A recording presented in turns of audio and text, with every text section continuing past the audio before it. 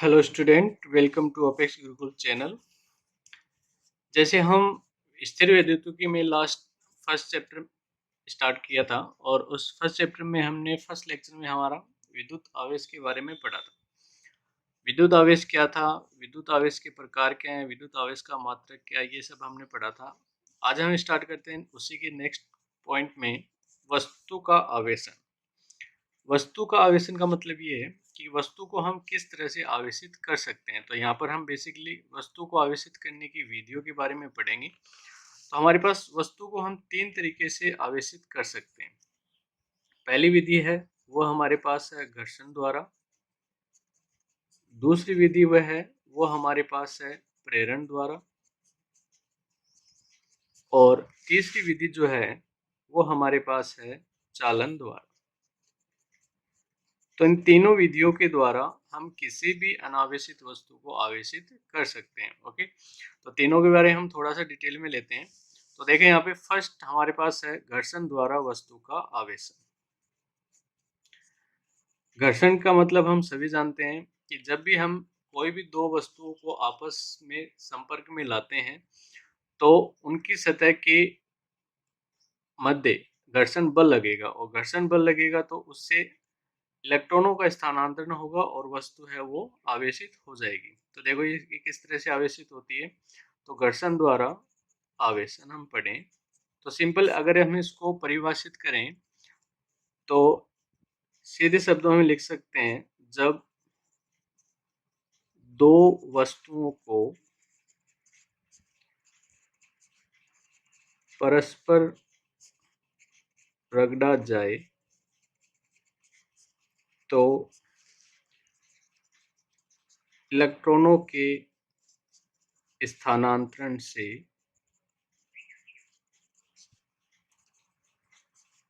वस्तुओं के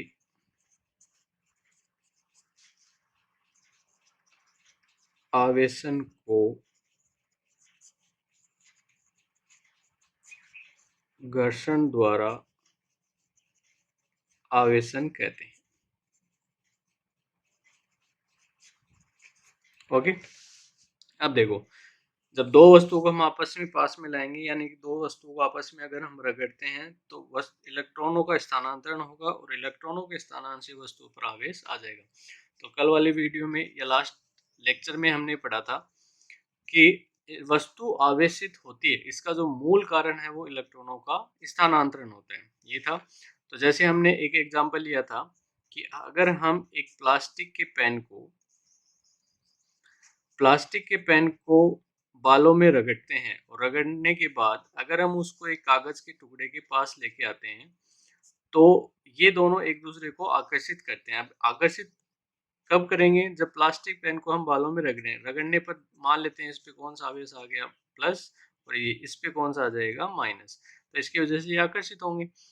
अब देखो वस्तुओं को हम आपस में रगड़ते हैं तो ये उनकी प्रकृति पर भी निर्भर करता है कि इससे इलेक्ट्रॉन बाहर जाएगा या उस पर इलेक्ट्रॉन आएगा। तो जितने ज्यादा इलेक्ट्रॉन स्थानांतरित होंगे उतना ज्यादा उस पर आवेश उत्पन्न होगा। तो ये एक छोटा पॉइंट है जिसमें हमें ध्यान रखने वाली बात ये है कि अगर हम दो वस्तुओं को आपस में संपर्क में लाएंगे तो उन पर आवेश विद्यमान होगा। कांच की छड़ पर धनात्मक आवेश आएगा कब, जब उसको हम किसी रेशम के कपड़े से या रेशमी कपड़ा या सूती कपड़ा, तो सूती कपड़े को जब हम कांच की छड़ से रगड़ते हैं तो कांच की छड़ पर धनावेश और इस पर ऋणावेश। तो इसका मतलब ये हुआ कि पहले इस पर ये उदासीन था, ये भी उदासीन था, जब हमने दोनों को संपर्क में लेके आए तो इससे इलेक्ट्रॉन बाहर निकले तो इस पर धनात्मक आवेश और इस पे इलेक्ट्रॉन आए तो इस पे ऋणात्मक आवेश। इसी तरह अगर हम फर या बिल्ली की खाल से अगर हम प्लास्टिक की छड़ को रगड़ते हैं या एबोनॉइड छड़ को रगड़ते हैं, एबोनॉइड जो होता है वो एक प्लास्टिक का ही रूप होता है, एक हार्ड प्लास्टिक बोल सकते हैं। तो बिल्ली की खाल पर तो हमारे पास धनावेश उत्पन्न होता है और इन दोनों पर ऋणावेश उत्पन्न होता है।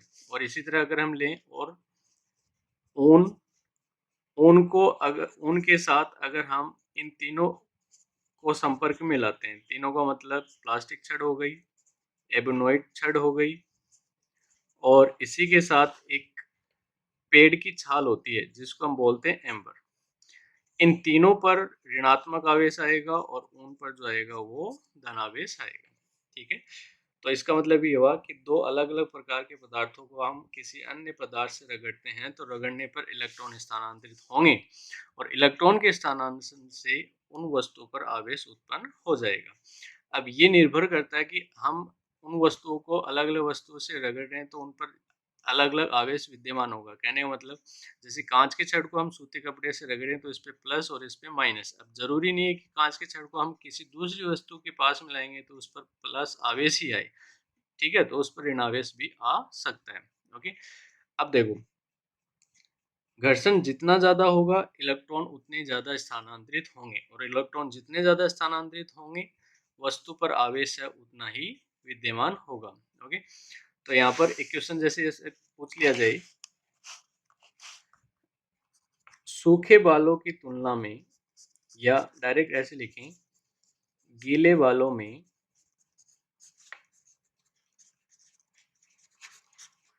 कंघी करने पर कंघी पर आवेश उत्पन्न नहीं होता है, जबकि सूखे बालों से रगड़ने पर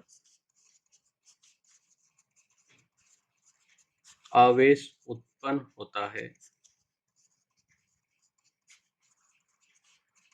क्यों? तो सिंपल कहने का मतलब, अगर हम सूखे बालों में कंघी करेंगे तब कंघे पर आवेश उत्पन्न होगा, लेकिन गीले बालों में आवेश उत्पन्न नहीं होगा। तो यहाँ पे देखो साफ, इस कॉन्सेप्ट से हम समझ सकते हैं घर्षण, मैंने क्या कहा, घर्षण जितना ज्यादा होगा इलेक्ट्रॉन उतने ज्यादा स्थानांतरित होंगे और उतना ही उस पर आवेश विद्यमान होगा। तो गीले बालों में और कंघी के मध्य घर्षण है वो बहुत ही कम होगा यानी नगण्य होगा, जबकि सूखे बालों में घर्षण बहुत अधिक होगा। ठीक है, तो इसलिए यहाँ पर कंघी पर आवेश है वो अधिक विद्यमान हो जाएगा। क्लियर? अब देखो, ये हमारे पास था घर्षण द्वारा आवेशन। नेक्स्ट विधि हम लेते हैं प्रेरण द्वारा आवेशन। और प्रेरण हमारे पास क्या है, एक पॉइंट जैसे हमने कल ये भी लिया था कि इलेक्ट्रॉन के जाने से वस्तु पर धनावेश और आने से ऋणावेश उत्पन्न होता है। तो कांच के सेट पर धनावेश आ रहा है तो इसका मतलब इसके द्रव्यमान में क्या होगी, कमी होगी। इलेक्ट्रॉन कम हो रहे हैं तो कमी हो जाएगी, और अगर इस पर ऋणावेश आ रहा है तो इसका मतलब इस पे द्रव्यमान की वृद्धि हो जाएगी। ओके, तो ये पॉइंट हमें याद रखना है। ठीक है, और इसी के साथ जैसे और भी हम एग्जांपल इसमें ले सकते हैं, प्लास्टिक छड़, एबोनोइट, रबड़। मैंने बताया था एबोनोइट है वो भी एक रबड़ का रूप है। ठीक है, तो रबड़ को भी अगर हम ऊनी कपड़े से रगड़ते हैं तो इस पे भी ऋणावेश उत्पन्न हो जाएगा। ठीक है, सेकेंड विधि देखते हैं हम, प्रेरण द्वारा आवेशन। तो सबसे पहले तो हम प्रेरण के लिए समझें कि प्रेरण क्या होता है। तो जैसे हम एक सिंपल लैंग्वेज में समझें कि अगर हम किसी की बातों से प्रेरित होते हैं तो वो एक प्रेरण है। कहने का मतलब अगर हमें कोई बिना छुए किसी भी बात को हम समझते हैं तो वो हमारे लिए प्रेरणा है या वो प्रेरण है। तो सेम ऐसे देखें कि अगर मेरे पास एक वस्तु है ए और एक वस्तु है बी, इस वस्तु ए के पास कोई भी पावर मान लेते हैं, ठीक है, या कोई भी एक ऐसी शक्ति है और वो शक्ति बी के पास पहुंच रही है, लेकिन कंडीशन क्या है, दोनों एक दूसरे के संपर्क में नहीं आए। तो ये जो प्रक्रिया है ये हमारे पास क्या है, प्रेरण। तो जैसे हम उष्मा की बात करें, ए है वो बहुत अधिक गर्म वस्तु है, बी है वो बहुत अधिक ठंडी या ठंडी वस्तु है, दोनों को हम हल्का सा पास में रखते हैं लेकिन टच नहीं रखते, तो बी की और कुछ उष्मा है वो प्रवाहित होगी, लेकिन दोनों एक दूसरे के संपर्क में नहीं आए। तो संपर्क में नहीं आकर एक वस्तु का प्रभाव दूसरी वस्तु पर उत्पन्न होना क्या होगा अपना प्रेरण।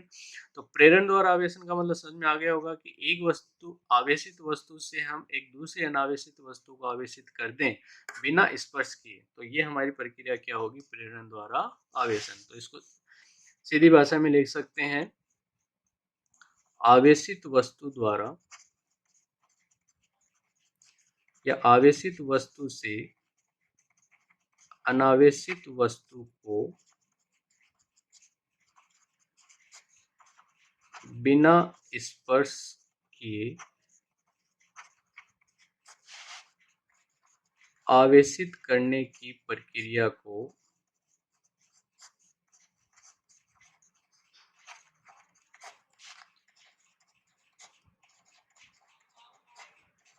प्रेरण द्वारा आवेशन कहते हैं।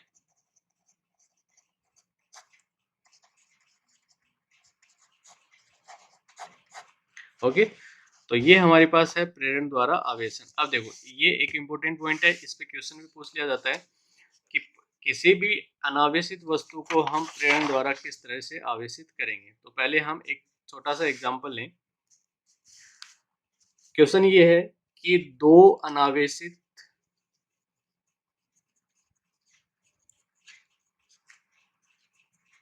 चालक गोलों को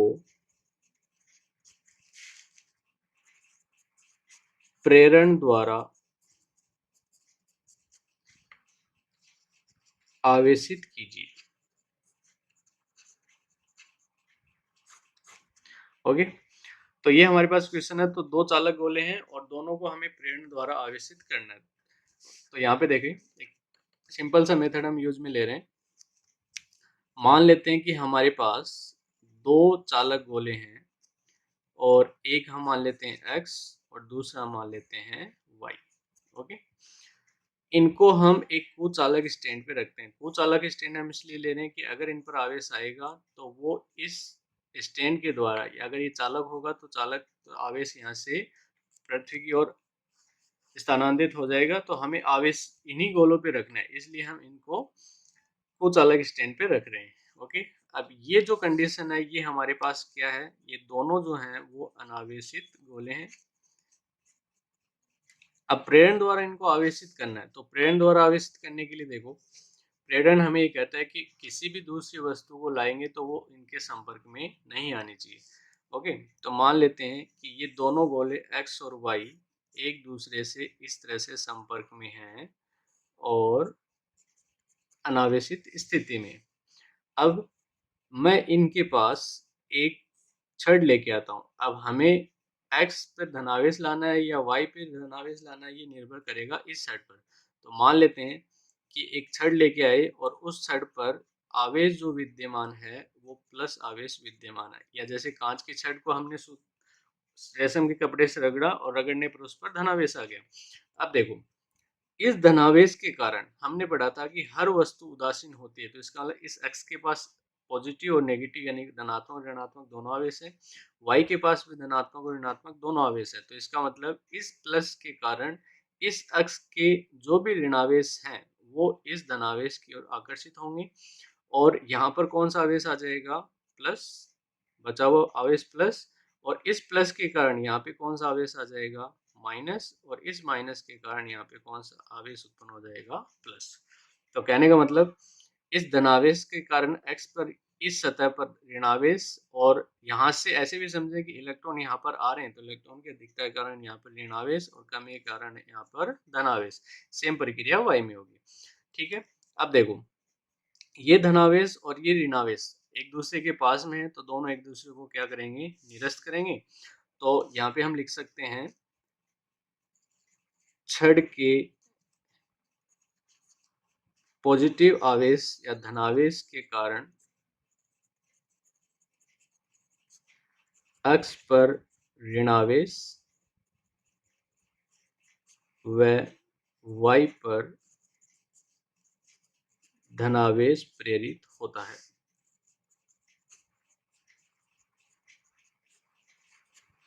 क्लियर, ये दोनों आवेश एक दूसरे के पास में हैं, दोनों एक दूसरे के सतह पर हैं तो दोनों एक दूसरे को निरस्त कर देंगे। तो नेक्स्ट कंडीशन हमारे पास जो बचेगी वो क्या बचेगी, ये हमारे पास धनावेशित छड़, ये हमारे पास x हुआ, ये हमारे पास y हुआ, ये इसका ऋणावेश और ये इसका धनावेश। अब देखो ये ऋणावेश और धनावेश एक दूसरे से निरस्त नहीं कर सकते, क्यों?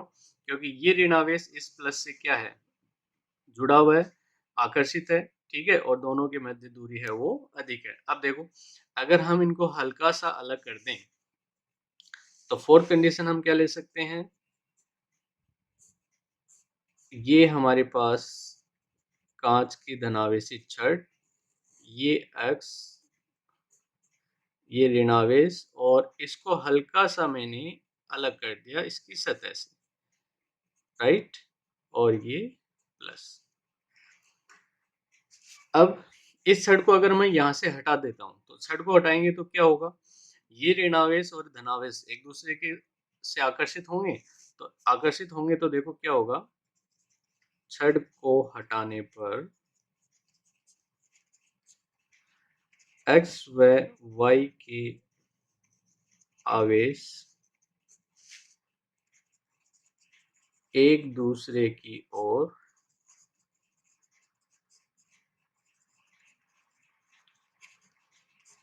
आकर्षित होंगे। तो हमारे पास नेक्स्ट कंडीशन जो बनेगी वो कंडीशन क्या बन जाएगी, छड़ हमने हटा दी, x और y के आवेश जो हैं वो एक दूसरे की ओर आकर्षित हो जाएंगे, तो माइनस इस सतह पे आ जाएगा और प्लस है वो इस सतह पर आ जाएगा। ओके, अब अगर मैं इनको अल्प विस्थापित और कर देता हूँ, x व y को अल्प दूरी तक विस्थापित करने पर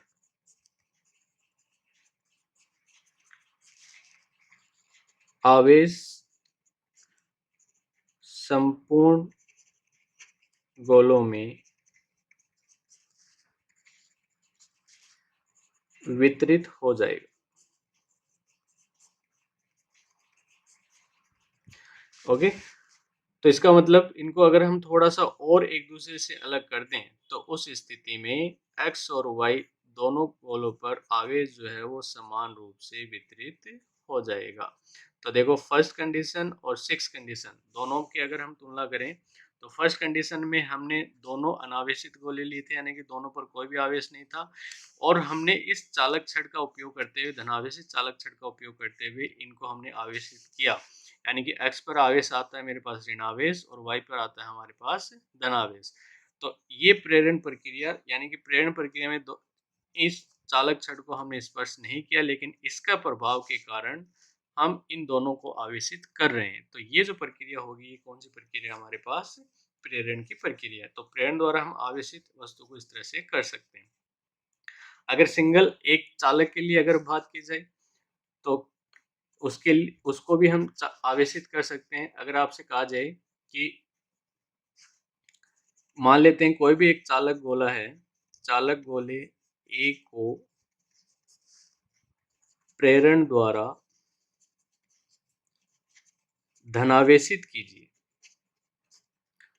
एक क्वेश्चन ये पूछ लिया जाए कि एक चालक गोला है ए और उसको प्रेरण द्वारा धनावेशित हमें करना है, तो सेम यही प्रक्रिया हम अपनाएंगे। तो यहाँ पे देखें, फर्स्ट कंडीशन ये होगी कि हमारे पास चालक गोला है ए और उसको कुचालक हमने स्टैंड पे लगा दिया, ठीक है, और कुचालक स्टैंड पे लगाने के बाद वही प्रेरण की प्रक्रिया अपनानी है। तो अब देखो इसको हमें धनावेशित करना, तो धनावेशित करना तो इसका मतलब हमें इसके पास कौन सी ऋणावेशित छड़ लेके आनी पड़ेगी। और मान लेते हैं कि एक प्लास्टिक की छड़ ली हमने और उसको हमने ऊनी कपड़े से रगड़ा, तो ऊनी कपड़े से रगड़ने पर उस पर ऋणावेश आया। अब इस ऋणावेश के कारण इस पर कौन सा आवेश उत्पन्न हो जाएगा, धनावेश, और उस पर कौन सा आवेश उत्पन्न हो जाएगा, ऋणावेश। अब हमें ये धनावेश तो रखना है, ये ऋणावेश हटाना है, तो इस ऋणावेश को हटाने के लिए मैं इसको भू संपर्कित कर देता हूँ। भू संपर्कित करने का मतलब अगर हम इसके इस हिस्से को अंगुली से भी स्पर्श करते हैं तो हमारी जो बॉडी है वो अर्थ से संपर्कित है, तो संपर्कित होने के कारण यहाँ से ये ऋणावेश है वो पृथ्वी में चला जाएगा। तो यहाँ से ये आवेश हट गया और ये आवेश हट गया। अब ये आवेश हट नहीं सकता, क्यों? क्योंकि ये इस ऋण आवेश से आकर्षण बल से बंधा हुआ है। अब अगर इस छड़ को मैं यहाँ से हटा लूँ, तो इस छड़ को अगर मैं यहाँ से हटा लूँ, तो हटाते ही ये आवेश संपूर्ण गोले पर समान रूप से फैल जाएगा। तो फर्स्ट कंडीशन में हमारे पास ये अनावेशित था और लास्ट कंडीशन में ये धनावेशित है, और वो भी कौन सी प्रक्रिया से? प्रेरण की प्रक्रिया द्वारा। तो प्रेरण के द्वारा हम इस तरह से किसी भी अनावेशित वस्तु को आवेशित कर सकते हैं। क्लियर? ये हमारे पास है प्रेरण। अब नेक्स्ट पॉइंट हम लेके चलते हैं। थर्ड विधि हमारे पास है चालन द्वारा आवेशन। थर्ड हम लें चालन द्वारा आवेशन। तो देखो, तीनों में अगर हम बेसिक अंतर लें तो वो बेसिक अंतर इतना ही है। घर्षण में हम दोनों वस्तु को आपस में रगड़ते हैं, प्रेरण में हम वस्तुओं को आपस में स्पर्श नहीं करवाते हैं, लेकिन चालन में हम एक दूसरे को आपस में संपर्क में लेके आते हैं, यानी कि उनको किसी आपस में संपर्क में ला सकते हैं या फिर किसी भी चालक तार या किसी अन्य वस्तुओं के द्वारा उसको हम आपस में जोड़ सकते हैं। ठीक है, तो देखो सिंपली इसकी अगर हम परिभाषा लिखें, किसी आवेशित वस्तु द्वारा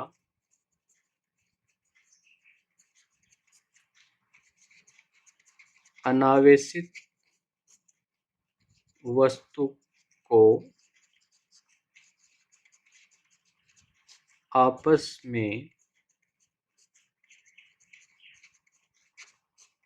संपर्क में लाकर आवेशित करने की प्रक्रिया को चालन द्वारा आवेशन कहते हैं।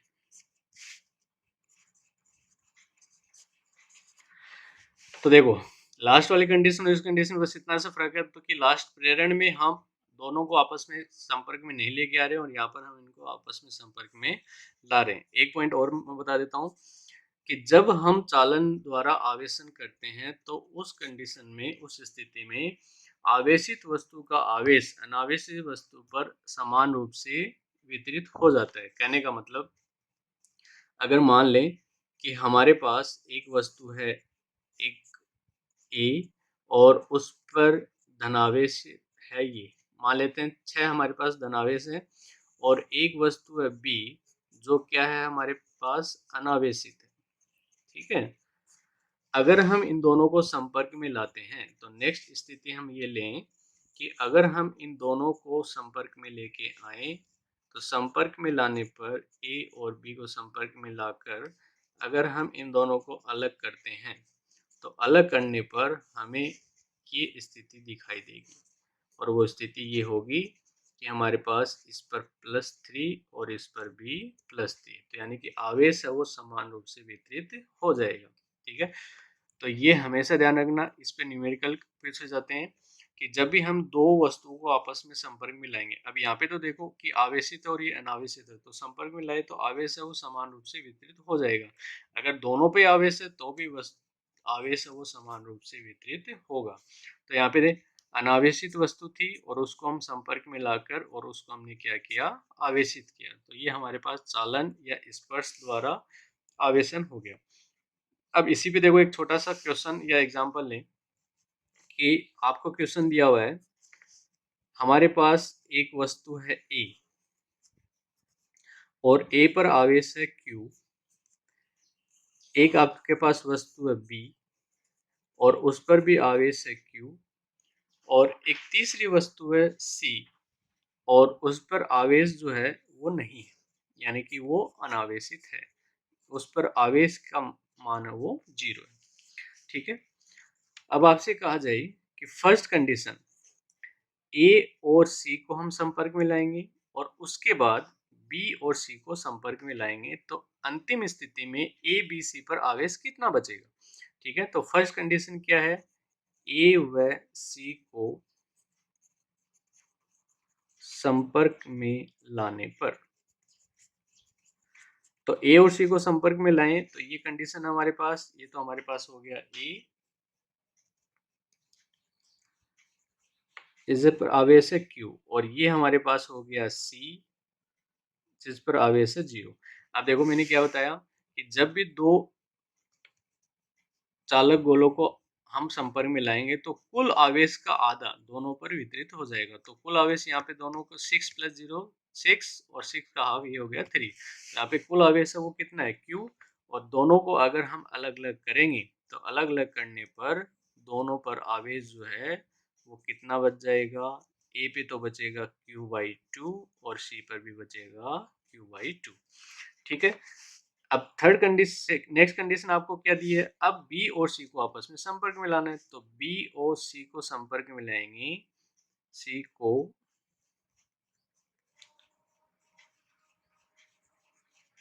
में लाने पर अब यहां पर बी बी पर आवेश है वो कितना है Q, और सी पर जो आवेश है वो कितना है Q/2।